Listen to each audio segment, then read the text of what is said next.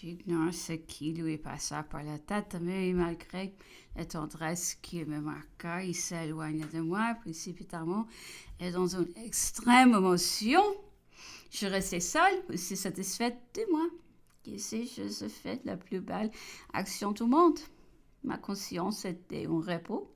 Je n'étais plus la cause de notre mésintelligence et je revis le lendemain mon mari avec un calme dont il ne peut cacher sa surprise.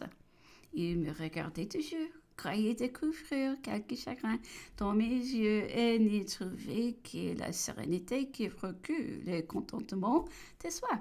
Sans s'occuper de mon fils, je riais, je dansais avec lui et ne paraissait pas plus triste qu'avant notre explication. Quelque chose se passera ici. Enfin, il m'annonça que décidément il voulait se recommander avec moi.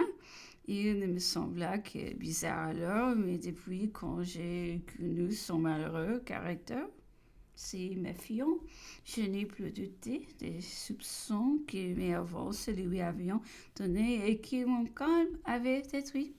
Vous m'aviez assuré, lui répondis-je, que il vit dans une de ces heureuses dispositions, si c'est pour en anglais.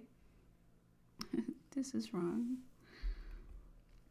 Vous étiez plus heureux, loin de moi.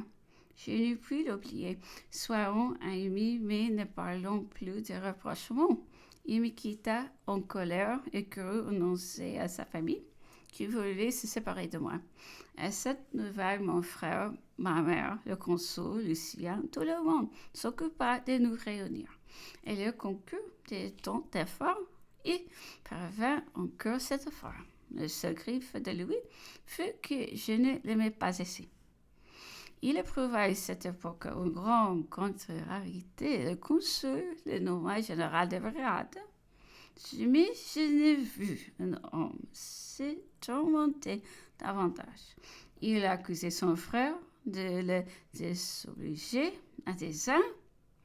La même scène eut lieu lorsqu'il fut nommé conseiller d'État. Je vis beau lui dire, pu le consoler, qu'il n'entrait rien que de naturel dans les intentions de son frère, qu'il ne pouvait même deviner son malheur d'un avancement dont tant d'autres se trouverions heureux. Toutes ces raisons resteront sans effet. Il aimait son régiment et son chagrin fut si vif de le quitter que le consul lui enlaça le commandement avec son nouveau grade. Sa brigade était à Compiègne. Nous fûmes passé l'hiver. Je et mon fils et Madame de Beaupère. Des rêves, des beaux bals qu'on me donnait. Des réceptions continuelles feront les seules choses marquantes de notre séjour. Je vis vu chez ma mère tant de monde que j'avais pris l'habitude de recevoir. Personne ne posséda comme elle le talent de parler. À chacun sut ce qui pouvait lui plaire. Un si bon modèle avait dû m'apprendre à m'occuper des autres. C'était d'ailleurs un devoir de ma position. Je le savais et j'ai cherché à les remplir de mon mieux, toute la noblesse du pays. Les employés, les militaires venaient régulièrement chez moi. Je me faisais un scrupule de parler à chacun indistinctement, jusqu'au plus petit officier que j'ai questionné sur leur campagne.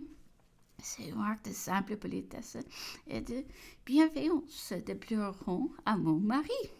Il fallut y renoncer. Sa jalousie s'étendait à tout.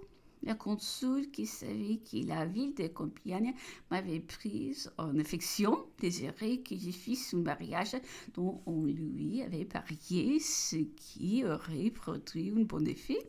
Il promettait de doter le militaire qui était aimé sans être riche.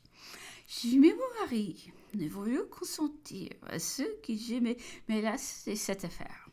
Tout ce qui me faisait remarquer lui était désagréable. Il m'avait réduite à être embarrassée de bien faire, car de ma part, les biens les choquaient comme le mal aurait pu le faire. Je devins grosse accompagnée de mon second enfant. Mon mari me disait souvent, Je ne vous demande qu'une chose, ceci qui c'est au fond me ressemble. Comment faire, Louis, répondis-je. Si vous m'aimez, si vous pensez à moi, il me ressemblera. Alors je vous adorerai et je serai l'homme du monde le plus heureux. Je ne pouvais m'empêcher de sourire à ce désir exprimé d'une manière si sérieuse. Et néanmoins, l'importance qui y mettait me troublait quelquefois pour l'avenir.